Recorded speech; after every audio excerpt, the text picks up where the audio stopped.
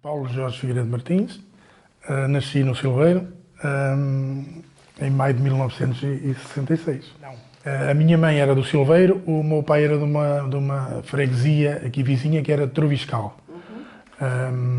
E o meu pai viveu sempre aqui nesta terra até ao seu falecimento. Mas o seu pai veio viver para o Silveiro quando casou? Quando casou, exatamente, quando casou. Então os seus avós maternos? Os meus avós maternos eram daqui. E conheceu os seus avós maternos? Conheci os dois. Da parte do pai e paternos é que só conhecia a minha avó. A minha avó foi doméstica e trabalhou sempre na agricultura, nas terras, na altura. O meu avô foi carpinteiro, depois emigrou para a Venezuela e mais tarde, quando regressou, continuou a trabalhar nessa arte, até se reformar. O seu avô foi para a Venezuela com que idade? Foi antes de casar? Ele foi já depois de casado. Na altura, aqui na região, a Venezuela era um dos países de maior imigração. As pessoas procuravam a melhor vida, melhores condições de vida e, de facto, só através da imigração, porque na altura, como todos sabemos, os recursos eram poucos, não havia empregos, não havia... A indústria era muito reduzida e essa era uma forma das pessoas procurarem uma melhor forma de vida. Teve ainda uma série de anos depois, por doença, apenas diabetes, mas que estava numa fase já um bocadinho adiantada, acabou por regressar e em boa hora o fez, pronto, para estar. Eu penso que tinha já 10 anos quando ele regressou. A sua avó nunca foi com ele? A minha avó nunca foi. Era uma tradição aqui da terra? Só iam os homens? Era. Habitualmente, nesses tempos era. Habitualmente eram mais os homens que emigravam. As esposas ficavam por cá com os filhos. E a sua avó ficou cá com quantos filhos? Com uma filha, a minha mãe só filho único. Aliás, é curioso, a minha mãe era filho único, o meu pai filho único, eu filho único e a minha mulher também é filho único. Agora já quebramos já temos 2 filhos, claro. Quando o seu avô regressou, veio trabalhar também como carpinteiro outra vez? Como carpinteiro e tinha, como quase todas as famílias, todas as casas da aldeia na altura, todos tinham o seu pedaço de terra, onde no fundo tinham os alimentos que produziam para eles próprios consumirem. Desde o arroz, que o meu avô também da altura tinha, do arroz, do milho, das batatas, da hortazinha onde tinham os legumes todos, isso era habitual. E também era habitual ter, e os meus avós também tiveram, ter o porco que os porcos criavam em casa e até uma vaca na altura, porque a vaca era digamos que, puxava a carroça, que era o meio de transporte deles para ir buscarem as coisas às terras, normalmente, e tudo isso. E na altura, eu penso que se calhar 70% ou 80% das pessoas, isto nos anos 70 e até mesmo anos 80, talvez 70% ou 80% das pessoas, das casas, tivessem ainda se dedicassem a à agricultura, da subsistência, é evidente, havendo algumas pessoas que já exploravam para venda, mas a maior parte das pessoas era para a agricultura de subsistência porque tinham também um ou outro emprego e faziam outras coisas. Os seus avós vendiam os existentes ou era só... Não, era mesmo só para casa. Era. A minha mãe foi doméstica também, sempre cuidou de mim, toda a vida. O meu pai era professor primário, mais tarde foi inspetor do ensino e a minha mãe fez apenas a vida doméstica e pronto, e cuidou de mim, cuidava da casa. O meu pai dedicou-se a uma série de causas sociais, digamos. Para além de ter sido o fundador deste espaço onde nós estamos, que aliás tem o seu nome, esteve ligado à música, muitos anos também. Teve no nosso grupo Cantares, que não foi fundador, mas mais tarde foi nosso diretor, porque nós precisávamos de alguém que impusesse ordem, digamos, para aquela juventude não ser tão rebelde e começar a ter... E fomos buscá-lo, passado 2 ou 3 anos da criação do grupo. Portanto, foi nosso diretor musical até ao seu falecimento em 2000. Foi também músico da Orquestra Típica de Águeda, tocava bateria na Orquestra Típica de Águeda. Foi presidente da direção da Orquestra Típica de Águeda há muitos e muitos anos. Mas a formação dele de raiz de músico, digamos, era da terra dele, Troviscal, que na altura tinha uma grande banda de música, isto nos anos já 50 e 60, e tinha uma série de conjuntos musicais que faziam os bailes de antigamente aqui na região. E o meu pai começou lá e depois é que, digamos que em termos musicais, na Orquestra Típica de Águeda e aqui nos Cantares do Silveiro, deu continuidade de forma sempre amadora, é evidente. Depois esteve ligado a outras instituições, como ao futebol, foi presidente do Beira-Bar Sport Clube muitos anos, foi presidente da Casa do Povo do Oiã, na altura em que as Casas do Povo existiam e tinham ainda, no fundo, estavam próximas da população e prestavam No futebol foi também presidente do Conselho de Arbitragem e Conselho Técnico da Associação de Futebol de Aveiro. E, sei lá, mais uma série de situações em que ele esteve sempre, na sociedade em que esteve sempre envolvido.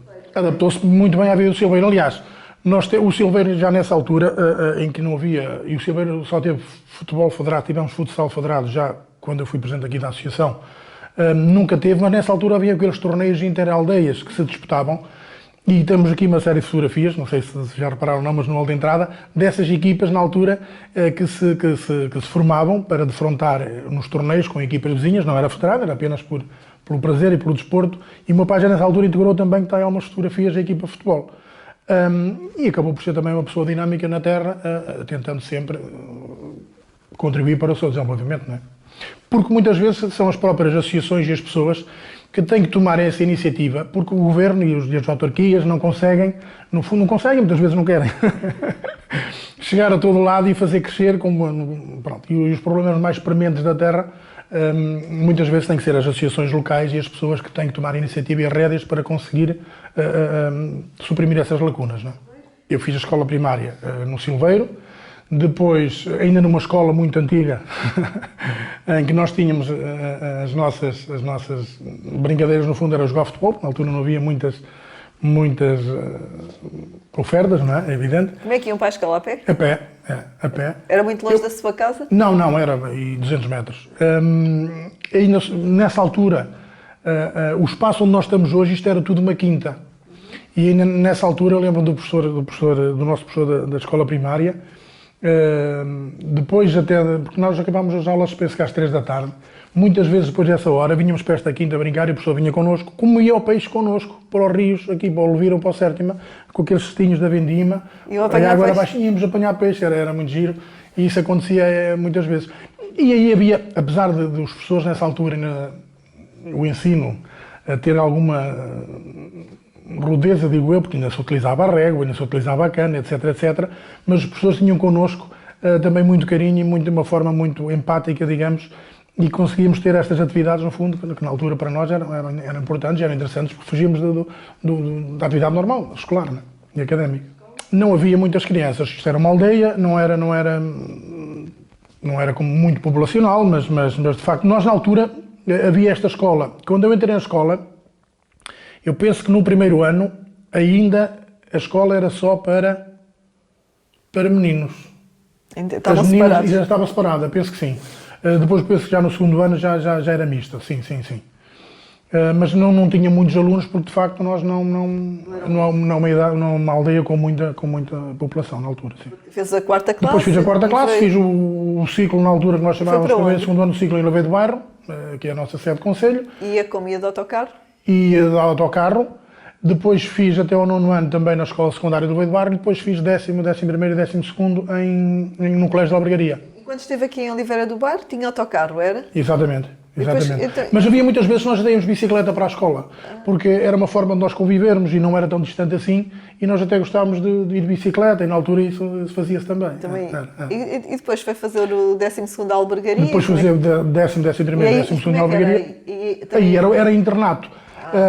Só que era um internato que para mim acabava por não ter grandes dificuldades. Porquê? Porque eu jogava futebol na altura e eu tinha que vir treinar, e então o meu pai ia-me levar à segunda, ia-me buscar à quarta, levava-me à quinta e eu vinha à sexta. Ou seja, era um internato muito simples e pronto. Na altura também acabei por ter algumas benesses, entre aspas, porque eu também, desde pequeno, estou ligado à música, fruto da influência do meu pai. E, aliás, a minha dedicação ao associativismo também, no fundo, foi por influência do pai.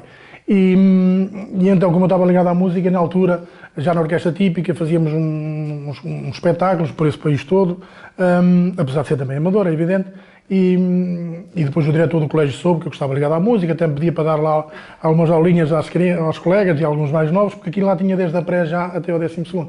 Pronto, portanto, o meu internato lá nunca foi muito difícil, foi sempre fácil. Eu tinha pelo menos mais 2 colegas aqui da aldeia lá no colégio. E então era o pai de um ou do outro que levava e outro ia buscar no fim de semana, só ao meio da semana após treinos. Já tinha que ser o meu pai, porque sou eu que vinha para treinar, né? Mas era engraçado, era. E eu gostei até do internato, não foi nenhum sacrifício, porque eu acho que nós ficando a dormir lá com os colegas e criam-se mais laços, mais raízes. Eu acho que isso é importante. E eu sendo de uma aldeia onde de facto nós gostávamos de conviver, de estar em grupo, era interessante também. Depois fiz 12º e fui para a universidade. E tu foi para a universidade para onde? Para Aveiro. Fiquei em Aveiro, mas eu acabei por não concluir nenhum curso universitário. Entrei em Físico-Química, que não era uma área que eu adorasse. A minha esposa é professora de Físico-Química, foi lá que a conheci. Depois mudei para Biologia e Geologia, mas acabei por não concluir.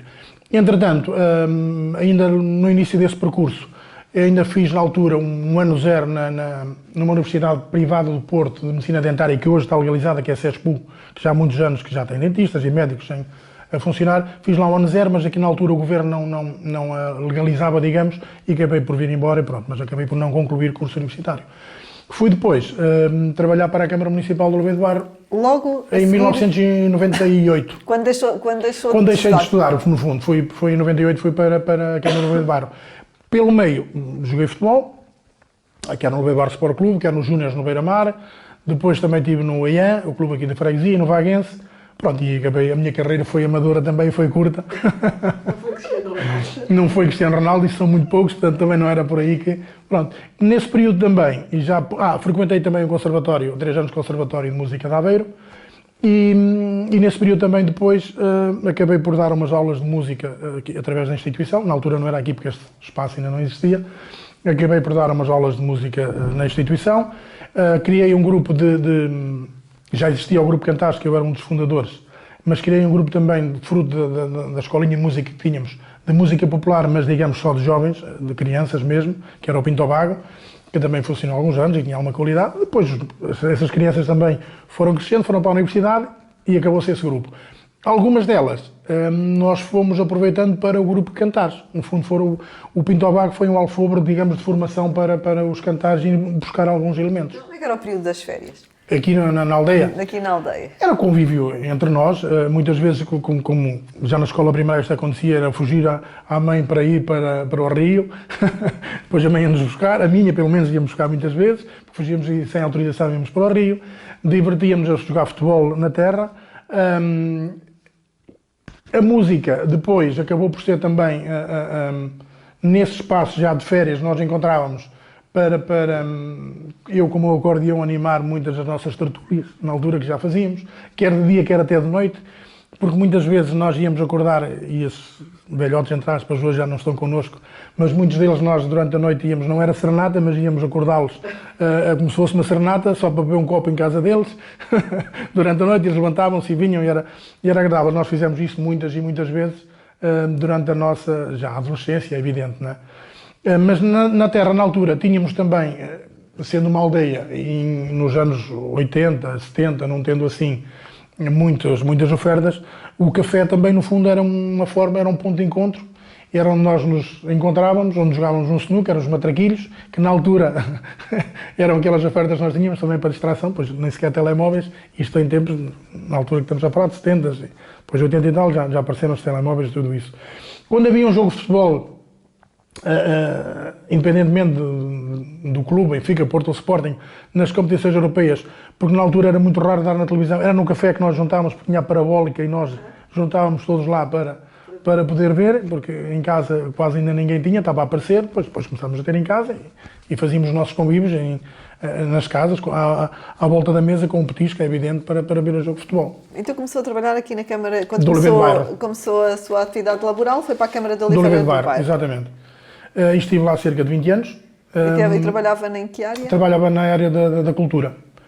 Depois fui secretário da direção durante 12 anos. Trabalhei também na organização de eventos, com as minerações, nós tínhamos com Lambala e com Benguela. Pronto, no fundo foi uma atividade também que eu gostava muito, porque trabalhar com a parte cultural e com o contacto com as pessoas, era uma realidade de facto que eu gostava. E quando estava aqui a trabalhar em Oliveira do Bairro, vivia aqui no Silveiro? Não, já vivia em Espinho. Já vivia? Já vivia em Espinho, eu faço este percurso já há 25 anos, todos os dias. Mas, no fundo, o Espinho é um dormitório mesmo, porque a minha vida acabou por ser sempre diariamente aqui no Silveiro. Porque depois também, desde 1996, que assumi a presidência desta associação, ainda não tínhamos este espaço sequer, e acabei por fazer esse percurso diariamente, sendo a minha vida, no fundo, de manhã à noite aqui no Silveiro, sim. Só vai lá dormir. Só vou dormir. E hoje continua a acontecer isso, no fundo. Mas continua aqui ligado à região? Continuo, agora não a trabalhar na Câmara, porque entretanto em 2017 fiz parte de uma lista candidata aos órgãos autárquicos, perdemos, e acabei por ser, porque era funcionário da Câmara, acabei por tomar posse como vereador, mas renunciei ao mandato, por várias vicissitudes, renunciei ao mandato e acabei por, pronto, mudar de área de trabalho, pedi licença em vencimento e estou a trabalhar na área de mediação de seguros. Comprei uma parte de uma carteira de uma empresa, somos 3 sócios e nesta altura trabalho já há 5 anos, exatamente.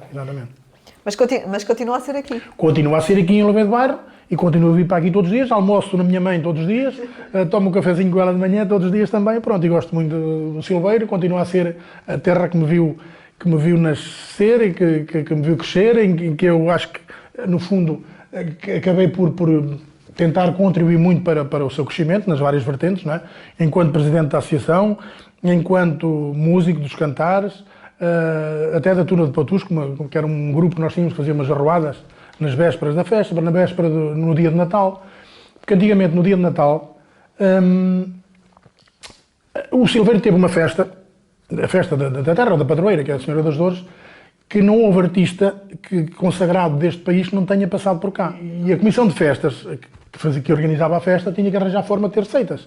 Uma delas era no Natal haver um cortejo em que as pessoas andavam a pedir na porta e depois havia um leilão à tarde. Pronto. E eu, com o meu acordeão, desde muito pequeno, acabei por animar essas arruadas. Então, na altura que nós tínhamos um amigo que tinha um burro com uma carroça, e nós, em vez de andar a fazer essa arruada a pé, nós andávamos em cima da carroça, o burro puxava-nos e tocávamos e animávamos. Pronto. E daí a Tuna de Patusco, porque era de facto, o burro chamava-se Patusco.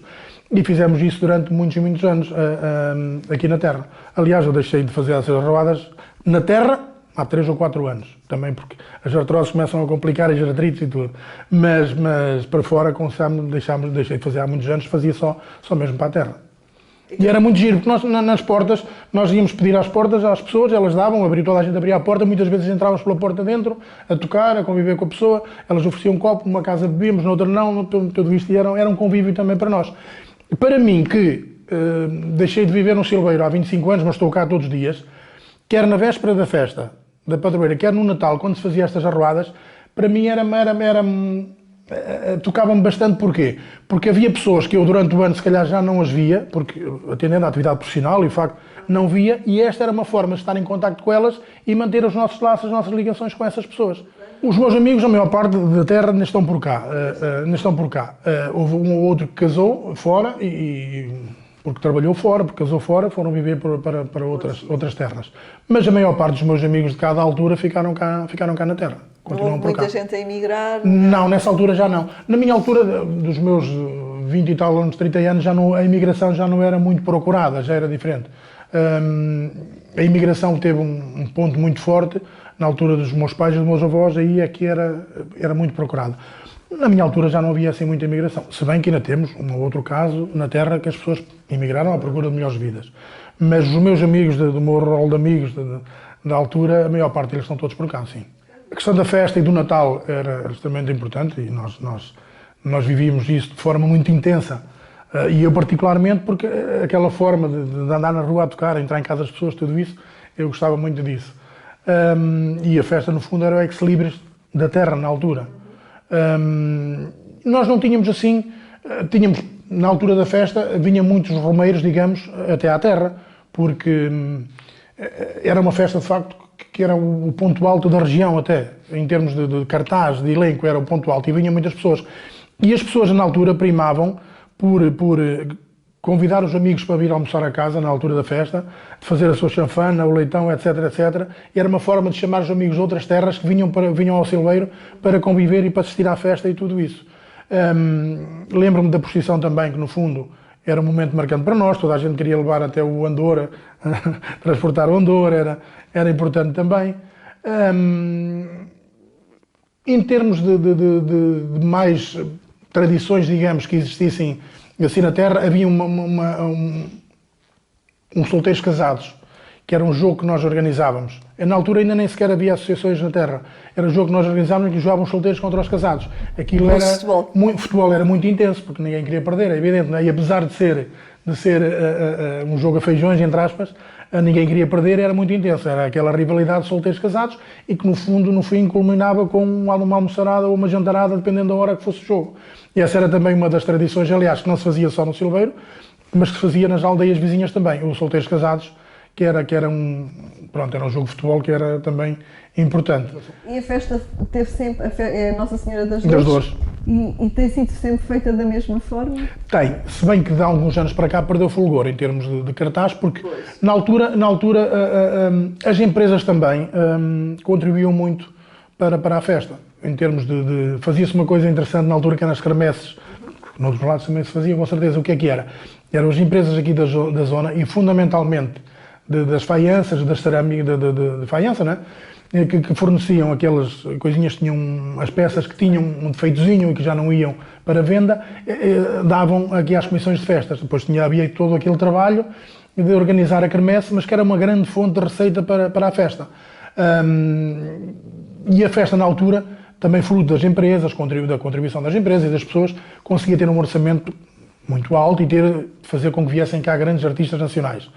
A partir de certa altura, as coisas começaram a não ser assim, a indústria que quebrou um pouco, e pronto, deixou-se fazer quermesse, deixou-se perder alguns desses hábitos, e a festa, em termos de cartaz, também diminuiu um pouco de interesse. Mas continua a ser uma festa em que vem muita gente, continua a ter artistas, em que vem muitas pessoas ainda, quer pela romaria, pela parte pagã, quer pela parte cristã. É evidente que as pessoas continuam a vir à festa. Sim. Fiz parte da comissão de festas também. Muitas vezes? Não, só uma vez. Ou pessoas aqui na terra que fizeram muitas vezes, as senhoras então, muitas por promessa, que fazem muitas vezes. Eu não, fiz só uma vez de facto. E às vezes mas contribuí e colaborei sempre com muitas comissões, de outra forma, é evidente. Do mordomo da comissão de festas, é organizar toda a festa. Eram 5 homens sempre, normalmente, e 5 mulheres. Era uma parte que eu também gostava, porque lá está, havia o contacto com o público, andar na porta a pedir, porque nós temos que sacrificar sempre as pessoas, não é? A pedir, era pedido junto das empresas, é organizar toda a festa, é contratar os artistas, é tudo. Portanto, era uma parte a mim também que eu gostava e que fiz com todo o gosto, é evidente. Venho todos os anos à festa, fazemos um almoço em casa da minha mãe, agora já não.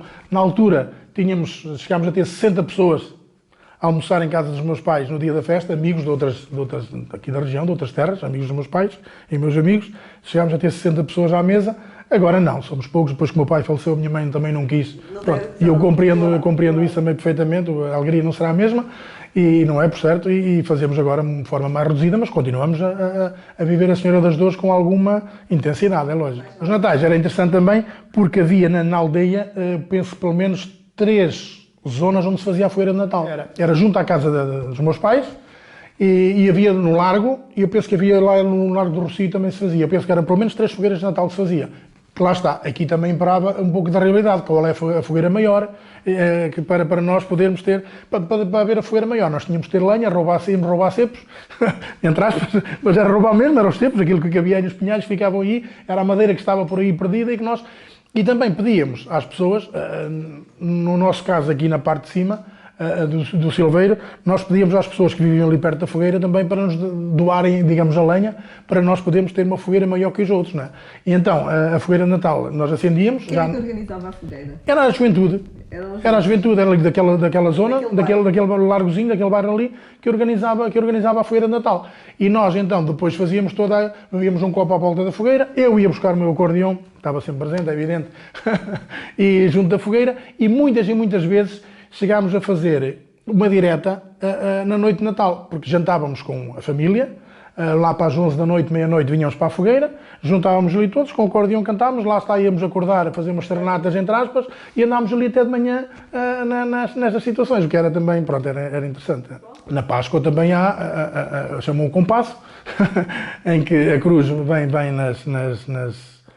passa pelas casas, as pessoas querem abrir, é evidente, a porta, e nós também tínhamos o ritual, no fundo, as pessoas começam numa casa, os vizinhos vão à casa lá beijar a cruz, e dali já vão para outra casa, depois vão para outra casa, ou seja, acaba por juntar uma multidão enorme, em que as pessoas percorrem uma série de casas a beijar a cruz na casa uns dos outros, e a conviver. Ainda se faz isso hoje? Ainda se faz isso.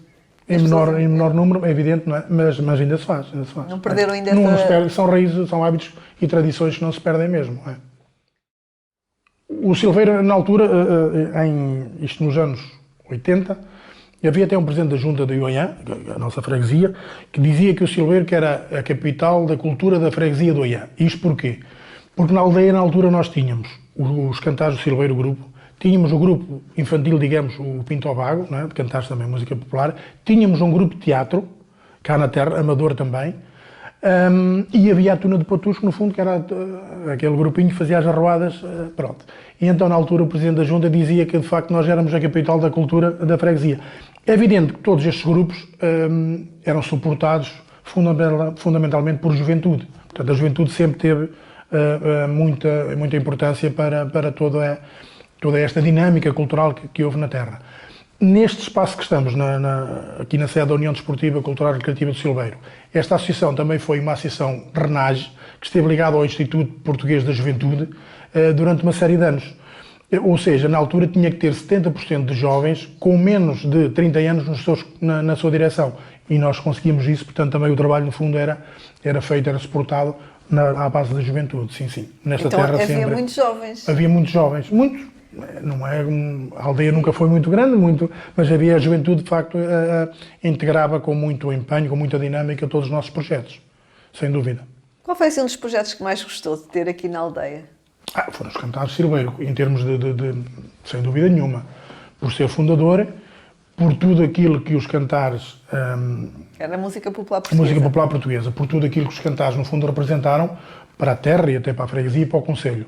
Assim, de forma muito rápida, deixe-me dizer que os cantares passaram fronteiras 26 vezes e levamos a nossa mensagem, a música tradicional, a Espanha, França, Suíça, Luxemburgo, Liechtenstein, Bélgica e Brasil, 5 vezes.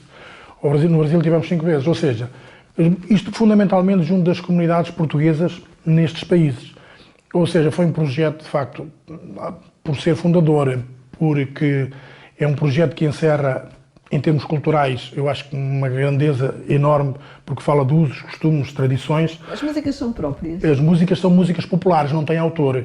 Não são músicas nossas. Okay. Aí é que eu acho que está, de facto, a riqueza e a beleza desse projeto. Porque são músicas que todo o país, no fundo, cantava. Inicialmente, nós apostámos mais num repertório da região, mas depois fomos cantando músicas de todo o país, porque, no fundo, foram popularizadas em todo o país, e nós fomos fazendo isso. E os cantares tiveram, além dessas 26 internacionalizações, digamos, tivemos 17 ou 18 participações também televisivas, em todos os canais televisivos, e gravámos 6 ou 7 CDs, penso eu. Ou seja, os CDs, no fundo, são um arquivo musical. Faz com que aquelas músicas que nós gravámos não se venham a perder. Está registado, está gravado. É evidente que outros grupos também gravaram, mas de facto estão ali, estão gravadas, estão registadas e não se vêm a perder. E esse património cultural, no fundo, popular, eu acho que é importante preservá-lo. E é por essa razão que eu acho que foi, de facto, um projeto muito interessante e que a mim sentimentalmente me diz muito. E depois foi, de facto, o facto de ter sido presidente desta instituição 23 anos e foi a construção, de facto, deste espaço que temos aqui. Pronto, batalhámos muito para ter este espaço aqui e, de facto, foi também, em termos culturais, uma referência na região. Porque não sei se tiveram a oportunidade de ver ou não ali naquela escadinha que está para o piso, para a sala de espetáculos. Nós fizemos durante 10 anos espetáculos de teatro nesta casa que o Conselho não fazia, porque não havia uma sala, não havia um teatro municipal. Agora já há e a Associação deixou de fazer. Mas durante 10 anos nós fizemos esses espetáculos aqui neste espaço, em que passaram por aqui também todos esses grandes atores do nosso panorama teatral e cultural português, desde Camilo de Oliveira, Raul Solnado, que ainda por aqui passaram, desde Ana Brito e Cunha, desde Maria Rueff, Fernanda Serrano, Ana Bola, sei lá, é uma questão do Fernando Mendes, José Raposo, Maria João Abreu, que era tão amiga desta casa e infelizmente já partiu, Joaquim Nicolau, sei lá, uma infinidade de atores que passaram por este espaço e durante 10 anos promovemos teatro aqui. E tivemos também, fruto do bem receber desta terra, que é uma parte também que eu acho que é fundamental, as pessoas, o acolhimento, e nesta terra acho que isso é fundamental.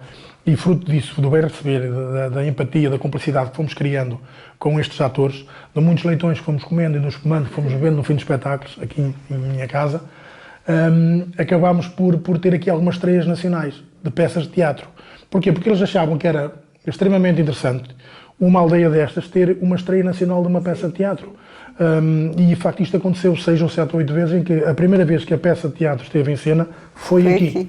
Para trazer a cultura a outros sítios. Exatamente. Era isso que eles achavam extremamente interessante. Não são só os grandes centros que têm que ter a cultura. Exato. E aqui que nós estamos rodeados de pinhais, havia alguns atores a dizer, no meio dos pinhais nós vamos estrear uma peça de teatro. E isto aconteceu muitas vezes. Fruto também da amizade evidente que criámos com esses atores, que eram produtores também, encenavam as suas próprias peças, e fizemos isso aqui também. Foi muito bom. Tiveram muitas internacionalizações que os grupos de cantares, como é que elas aconteciam? Era porque havia pessoas do Silveiro nesses países? Exatamente, fundamentalmente. E que sabiam que havia um grupo aqui que até tinha qualidade, passa em modéstia, e depois havia um contacto, pronto. E nós não tínhamos cachês, não tínhamos nada. O que nós tínhamos era pelo menos a estadia lá, e nós teríamos de trabalhar aqui as viagens para nos deslocarmos. Como é que faziam? Como é que arranjavam dinheiro para as viagens? Através de apoios, quer da Câmara, quer da Junta, e quer de espetáculos que nós fazíamos também, ou de outras iniciativas, de um almoço, de um jantar, que tivesse por... E há uma coisa curiosa, é que da primeira vez que fomos ao Brasil, portanto isto em 1996, os elementos do grupo seriam 11 ou 12, e nós viajámos na altura 48 pessoas. Ou seja, nós conseguimos movimentar connosco, imagino 30 e tal pessoas, amigos e familiares que quiseram viver essa vivência do grupo. Sim, essa experiência, quiseram vivê-la connosco e foram connosco para o Brasil, 30 e tal pessoas que nos acompanharam. Foi importante, foi muito bonito, foi giro, de facto foi marcante. E foi também uma forma dessas pessoas irem conhecer também, foi para o Rio de Janeiro que nós viajámos, dessas pessoas conhecerem o Rio de Janeiro, e nós, grupo, tínhamos de ter o trabalho, entre aspas, de organizar a viagem, porque aqueles dias que estavam disponíveis, que não havia atuações, não é? Nós alugávamos o autocarro e íamos todos viajar, conhecer e desfrutar, é evidente. Claro. Foi muito giro também. Ou seja, também conseguimos proporcionar às pessoas da terra, amigos e outras pessoas, que quisessem viajar connosco. E isso aconteceu, não foi só para o Brasil, mesmo para a França. Chegámos a viajar de autocarro para a França, em que enchíamos o autocarro, além dos 11 ou 12 do grupo, o resto de familiares e amigos e pessoas da terra que iam connosco para os nossos concertos. E há quanto tempo acabou o grupo? Acabou em setembro passado. Ainda foi há pouquinho tempo. Foi há muito pouco tempo. Pronto, e não acabou porque de facto foi como eu disse, as artroses e as artrites já me incomodam, e temos mais alguns elementos do grupo que também começaram a ter algumas dificuldades em termos de físicas, digamos, e nós entendemos acabar numa altura em que estamos todos amigos, estamos todos bem, damos todos muito bem, foi tudo muito fantástico, e vamos terminar, começamos a andar aqui em esforço e em dificuldade. E isso não se justificava por tudo aquilo maravilhoso que nós vivemos antes. E estávamos a deixar um currículo maravilhoso, portanto é a altura mesmo de... Foi pena, mas foi. Nós temos juntado 4 ou 5 elementos do grupo, porque já fazíamos isto de vez em quando a brincar. Eu com o acordeão, o Nelson com a viola, o Antero com a viola braguesa e o Dinis com a sua voz e a Marlene com o cavaquinho. No fundo fazemos às vezes um bocadinho de música tradicional assim a brincar, e como o nosso Calixto Dinis, o nosso vocalista, tem uma voz fantástica, canta muito bem o fado e o fado canção, nós de vez em quando juntamos e cantamos com ele, acompanhamos, perdão, e fazemos com ele assim um bocadinho de animação assim, de vez em quando fazemos isso. Aliás, na próxima quinta-feira, a propósito das Jornadas Mundiais da Juventude, aqui num lugar vizinho, até ali no Rego, vamos lá os 5 animar, porque eles têm aqui 150 jovens que vêm de fora, e nós vamos lá animar um bocadinho só, mas digamos que sem aquele compromisso, porque aí já não conseguimos ter... Claro. O que é que eram as tradições gastronómicas? Daqui é evidente, sempre foi o leitão e a chanfana que imperaram nesta aldeia, é evidente.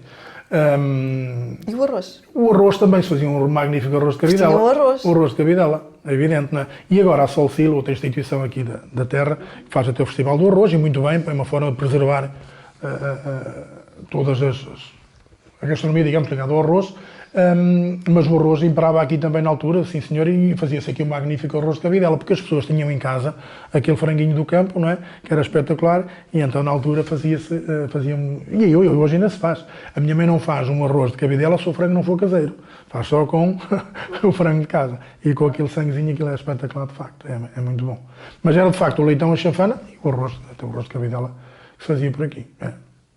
E a canja. Queijo de galinha. De galinha caseira também. Caseira também, exatamente. Essa era a emenda dos dias de festa? Era os alimentos dos dias de festa, exatamente. No dia da festa era sempre a chanfana e o leitão, exatamente. E a canja, é evidente. Na maior parte das casas continua a manter-se.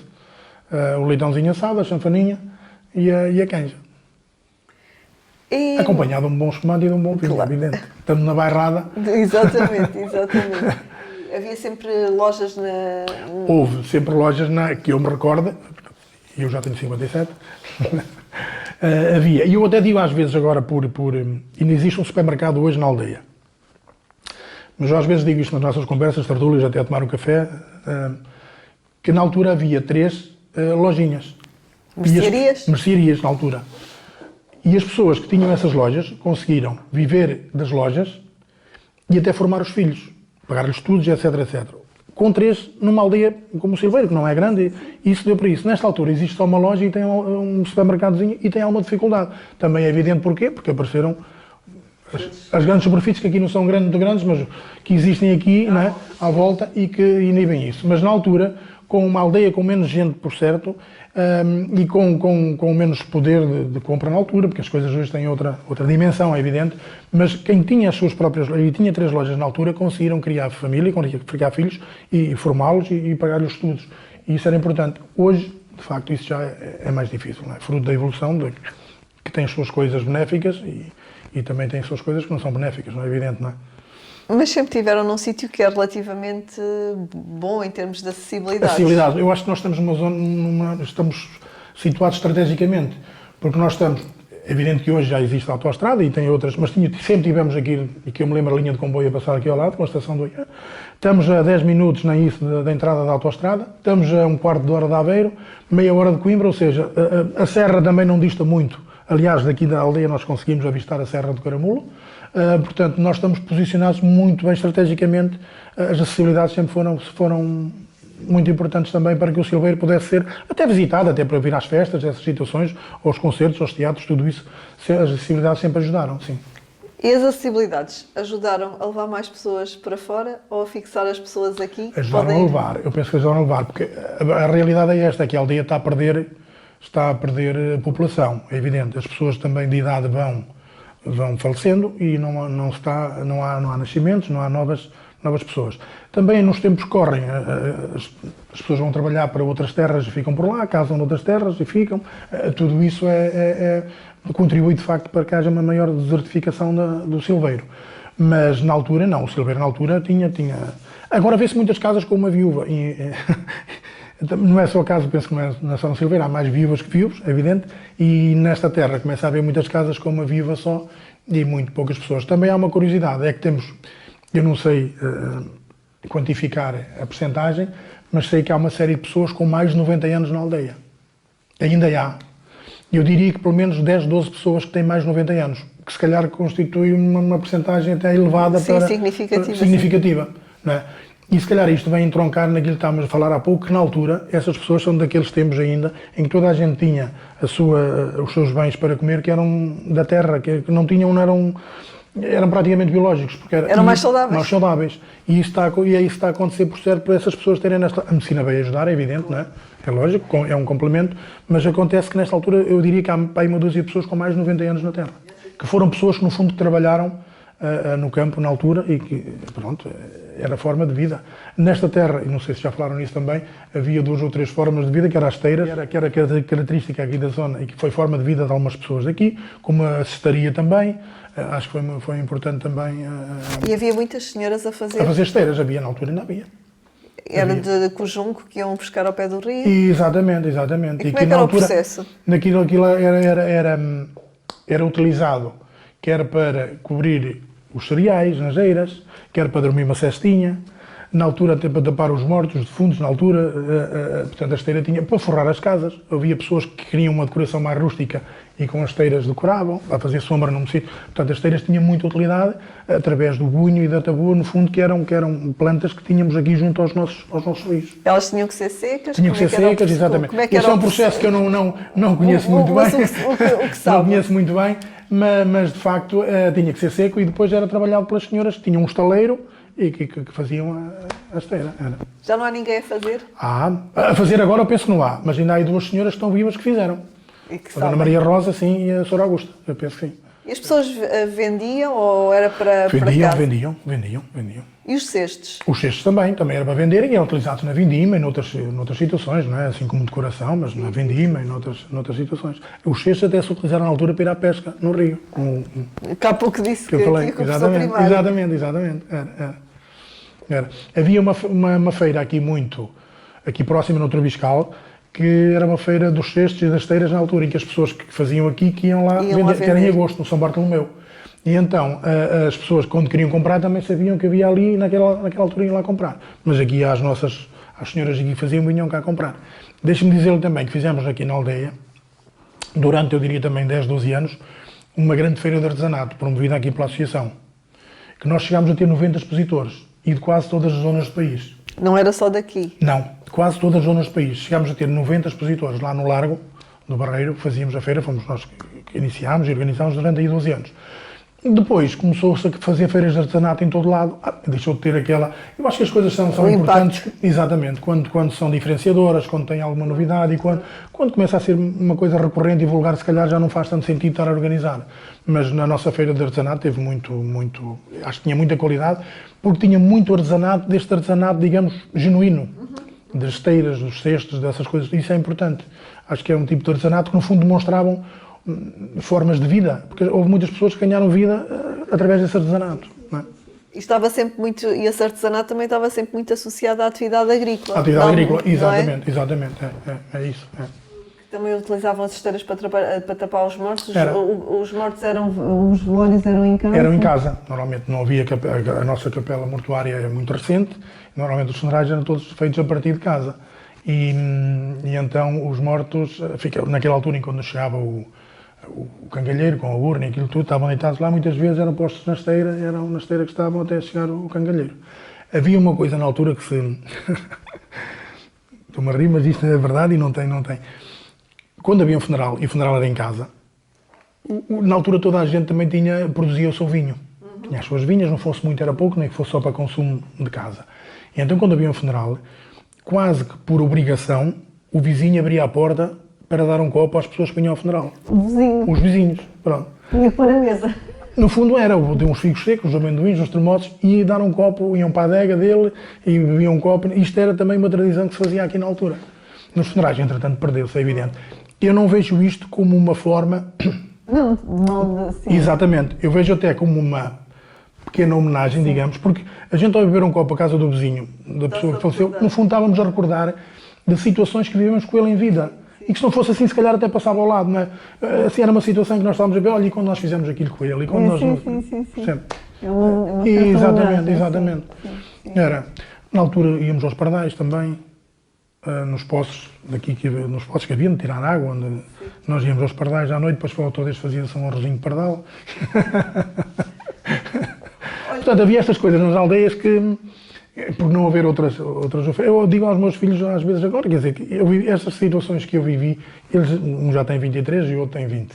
Portanto, já não as vão viver, porque vivendo numa cidade não tem estas vivências, não tem este tipo de atividades que nós, no fundo, tínhamos que engendrar para nos podermos divertir, como ir roubar fruta, que não era roubar, no fundo as pessoas, toda a gente tinha fruta, aí era mais pela brincadeira, para a adrenalina, dizer, olha, vamos lá, que a pessoa não sabe, vamos lá, não sei o quê. Era pela brincadeira, não era pela rajada, nem era por necessidade de comer a fruta, porque felizmente toda a gente tinha fruta em casa. Mas era a diversão. Era a diversão, com muito menos coisas, não é? Mas com as nossas... E à volta de uma mesa e de uma mesa que fosse café, que fosse numa casa, numa adega de um amigo, viviam-se muitas tertúlias importantes. E às vezes era aí também que nasciam as ideias para um projeto de uma associação, uma atividade que viéssemos a desenvolver. Muitas vezes é aí que sai dessa discussão, aí é que saem as ideias. Sim. Também. Sempre foi uma comunidade muito unida? Muito unida, muito bairrista.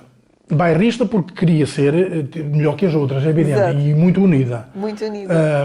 Mas também havia sempre aquela sensação de nós queremos ser mais que os outros, ter melhor que os outros, sermos de forma saudável. Mas a população de Silveira sempre foi muito bairrista mesmo, muito mesmo.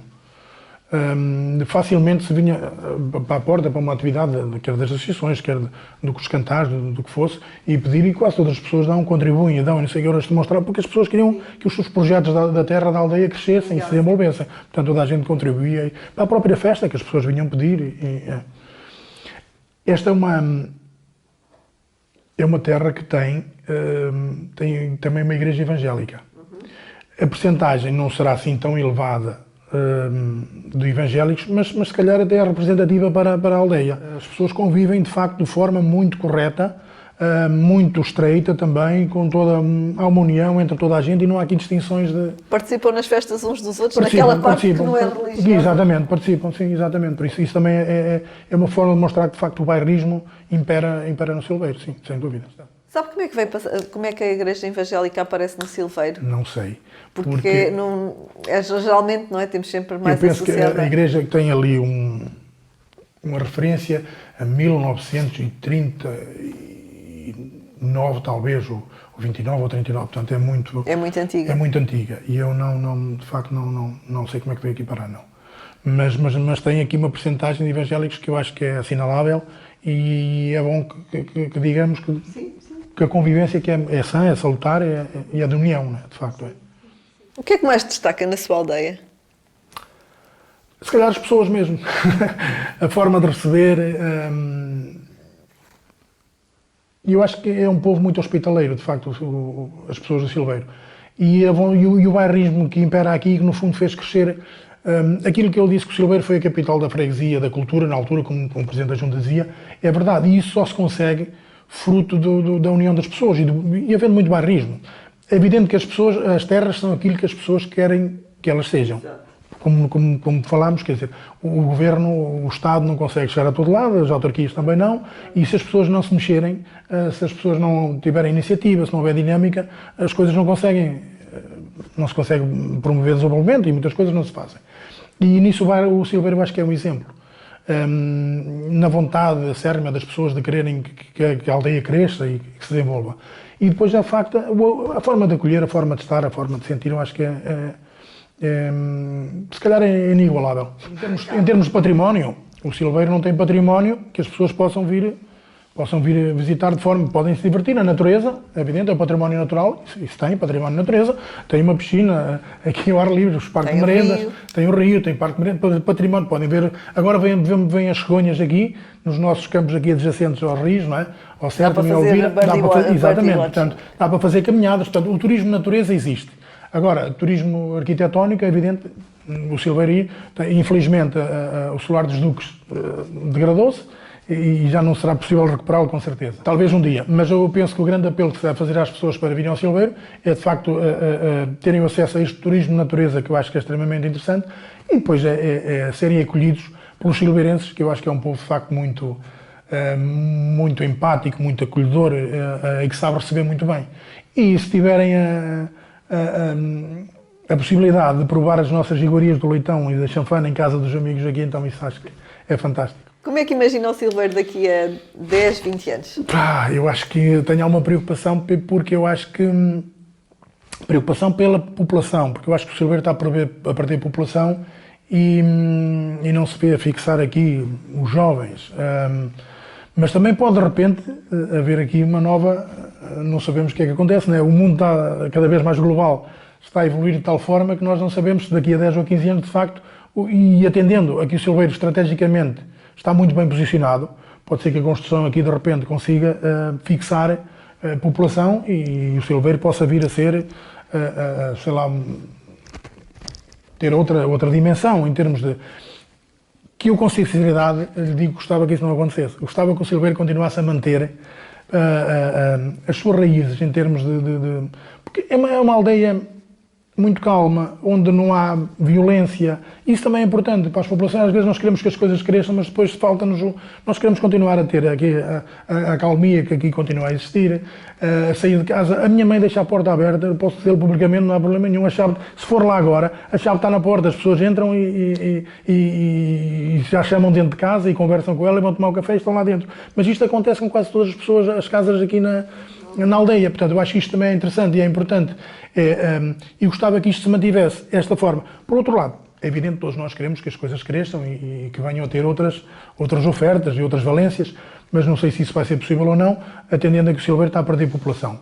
Oxalá é que mantenha pelo menos este bairrismo daqui a 10 ou 15 anos, que nós se calhar vamos ter que incutir nos mais novos, porque os mais velhos, os mais idosos vão partindo, vamos incutir nos mais novos, mas eu penso que sim, esta associação é um exemplo de facto que a juventude que está aqui a trabalhar e vai manter com certeza as atividades e as raízes, tudo isso em funcionamento, portanto temos que incutir isso nos mais novos para que o Silveiro continue a ser uma aldeia com toda esta acalmia, conteúdo bairrista e a saber receber as pessoas que cá vêm.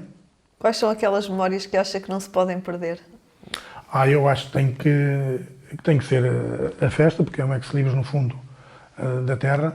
Eu acho que tem que continuar a ser promovida todos os anos, se possível com melhor cartaz, que é mais difícil nos tempos que correm, mas a continuar a ser agregadora, a ser um estímulo para que as pessoas venham até cá, isso de facto, e depois é aquilo que eu acabei de referir há pouco, é a porta aberta, é as pessoas saberem que vêm aqui e que estão em segurança, que continuem a entrar umas em casa das outras, com toda aquela amizade e disponibilidade que continuava a existir. Eu acho que eu gostava que isso continuasse, o Silveiro continuasse a ser assim. Era importante. Com o bairrismo, com a segurança, com a acalmia de uma aldeia, mas também gostava, por outro lado, que mais pessoas viessem conhecer o Silveiro, com certeza, e não faltam aqui atrações, como falámos, no turismo de natureza, neste espaço aqui, com a piscina, gostava de facto que voltasse, e, culturalmente, gostava também que esta associação voltasse a ter aquela dinâmica que já teve em termos de espetáculos. Eu sei que não vai ser possível, atendendo aqui a um teatro municipal, mas de outra forma, apostando se calhar noutra vertente da cultura, gostava também que de facto o Silveiro nisso pudesse cativar. Acho que é importante. Porque a cultura, de facto, é fundamental e nestes meios, ainda mais fundamental ainda, trazer as pessoas aqui, eu acho que E é uma aldeia muito rica culturalmente. Exatamente, acho que isso seria importante. Esse também é um património importante. Importantíssimo.